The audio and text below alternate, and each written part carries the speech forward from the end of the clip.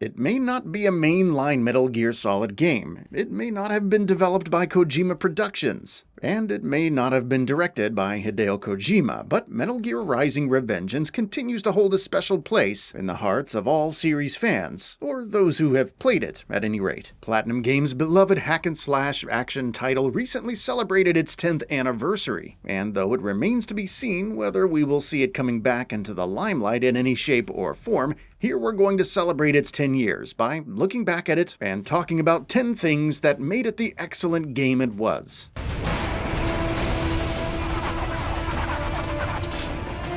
All these sliders in the area.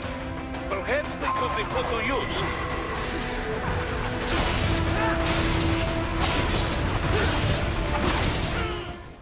Gleefully absurd.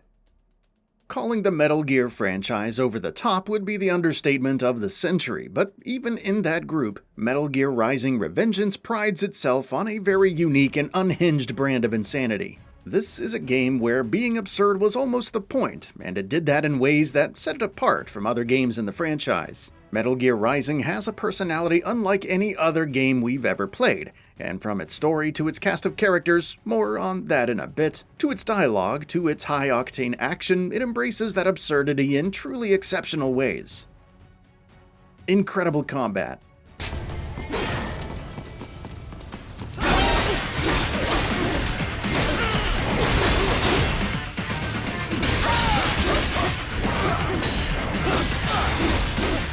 Unsurprisingly, this was the highlight of Metal Gear Rising. That's unsurprising, of course, because that's true of pretty much every game Platinum Games has ever developed. The studio has a mastery of action combat systems like very few other developers in the industry do, but even when compared to other excellent Platinum titles, of which there are more than a few, Metal Gear Rising's combat remains peerless. Every single action in the game is an example of mechanical perfection. Every slash, every dodge, every block, every parry, all of it comes together to deliver one of the most thrilling and satisfying combat systems we've ever experienced in a character action game. Parry. There's something about parrying mechanics that appeals massively to fans of action games, when they're implemented well at least, and you'd be hard-pressed to think of many games that do parrying better than Metal Gear Rising does it. What makes it stand head and shoulders above the vast majority of other games who have similar mechanics is how incredibly satisfying parrying feels in this game, which, in turn, is primarily down to how perfectly balanced its challenging nature is.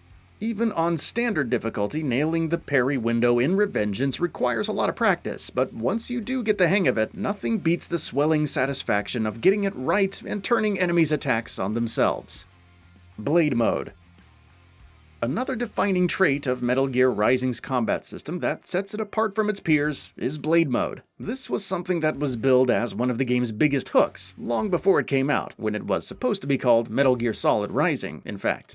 And though there were initial doubts behind the scenes over whether it could be properly implemented, Platinum Games was able to do just that. It allows players to slow down time and hack and slash at enemies with a flurry of quick attacks, with minute control afforded over the direction of every single swing, only to see enemies, or whatever it is you're slashing at, cut down into literal ribbons as soon as time starts moving again. It's as incredibly fun as it sounds, and yet another example of how overtly absurd the game is.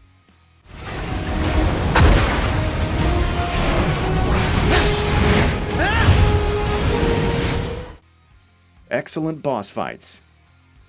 Both Metal Gear as a franchise and Platinum Games as a developer have always been known for delivering memorable boss fights. So it's no surprise that a Metal Gear game developed by Platinum had plenty of those as well. Obviously, given the game's very nature, Revengeance's boss fights were very different from what you would ordinarily expect to see from such encounters in a Metal Gear game. And yet, they still rank as some of the best the series has ever delivered. Epic, high-octane, mechanically sound, appropriately challenging, they had everything they needed to serve as the memorable highlights of the experience that they were. Great characters. I have analyzed his words and actions. I am unable to ascertain his motivation. Fancy meeting you here. You knew I'd come. I suppose I should thank you for not killing everyone at the launch site. Well, not if you say it like that. Metal Gear Rising may not have been developed and plotted out by Hideo Kojima, but the game still had an excellent cast of characters. The likes of Jetstream Sam and Sundowner, to name a couple, dominated every scene they were in and were perfect examples of how the cast's best and biggest personalities could quickly embed themselves in your memory. Of course, there were a couple of characters in particular who deserve special mention. Senator Armstrong. You're right about one thing. I do need capital and votes. Wanna know why? I have a dream. What? That one day, every person in this nation will control their own destiny. It's easy to forget that in terms of pure screen time, the game's main antagonist, Senator Armstrong, didn't have a massive role in Metal Gear Rising, but boy did he have a massive presence, to the point that he may very well be one of the best villains we've seen in a game in the last decade. On a fundamental level, the threat he posed to Raiden was a formidable one, as evidenced by the gruelingly punishing final boss fight he starred in. On a narrative level, meanwhile, he may very well be the most memorable personality in the entire game, and has single-handedly given birth to some of the best gaming memes you'll ever see. Hell, he gave us Nanomachine, son! What more could you ask for? Raiden. Raiden's trajectory throughout the Metal Gear franchise is fascinating to follow. He started out as a wimpy kid in Metal Gear Solid 2 before returning in Metal Gear Solid 4 as a badass and painfully tragic cyborg, only to complete his transformation as an excellent action hero in Metal Gear Rising. No, he's obviously no Solid Snake, but Revengeance's Raiden is still an incredibly compelling protagonist that players found very easy to root for. All too often, good protagonists are taken for granted in all forms of storytelling, so we'll take every chance we get to point out just how excellent Raiden was in this game. Banging soundtrack. That really is the perfect way to describe Metal Gear Rising's soundtrack. It's bangin'. It freaking slaps. It suits the tone of the gameplay perfectly. It's bombastic, it's explosive, it's full of adrenaline. This is a game that's all about over-the-top action and giddy violence, about stakes so high that it's hard not to laugh at them, and it's all too self-aware about all of these things. Nothing exemplifies that better than the soundtrack, which keeps delivering one excellent piece of music after another, especially when it comes to the boss fights. DLC chapters. Even if you just play through the base experience of Metal Gear Rising Revengeance, you'll be in for one hell of an action game. But if you still want more once you've rolled the credits, and you probably will, there's additional content to dive into, which, typically enough, is also excellent. Platinum Games released several DLC chapters for the game in the aftermath of its launch, which collectively add a healthy chunk of gameplay, and they're all well worth diving into.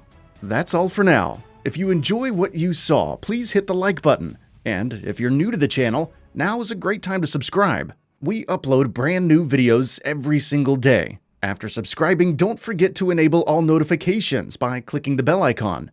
Thanks for watching this video, and we'll see you next time, right here on Gaming Bolt.